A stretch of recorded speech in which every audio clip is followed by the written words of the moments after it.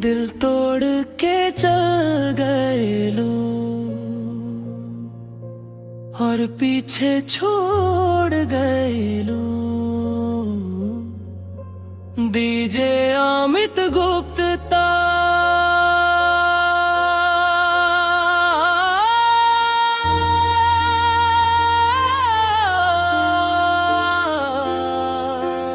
मुखड़ा तो हर याद में रो रो के रतिया कटी हो।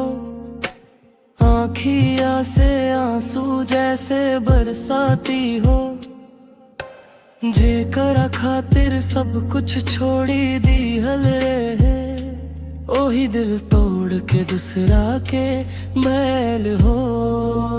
डीजे अमित गुप्ता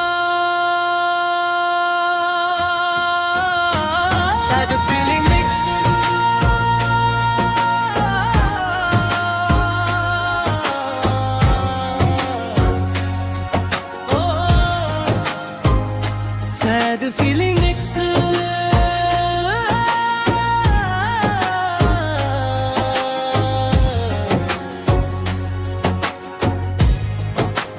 फोनवा पे फोटो देखी दिल रोया करे। पुराना बात याद आके चैन खोया करे। कसम खा के बोला रहे साथ ना छोड़िया। आज कैसे हमरा से मुआ मोड़ लिहा।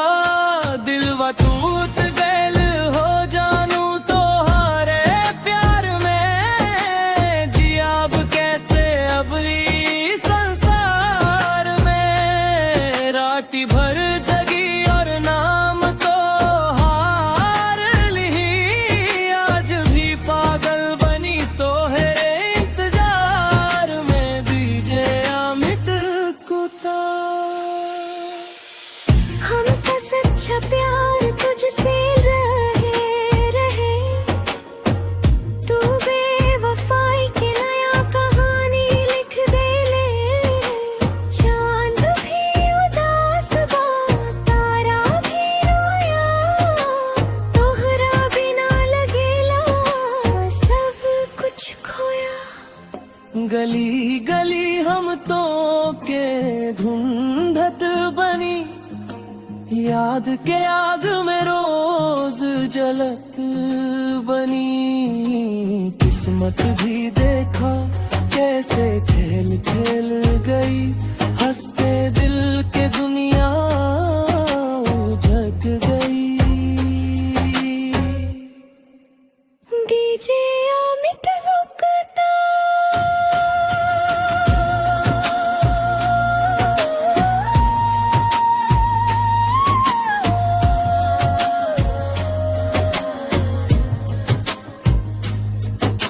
अगर कभी याद हमारा जाई।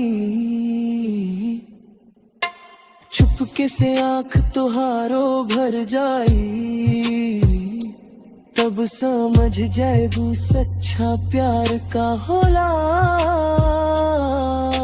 नाम याद रही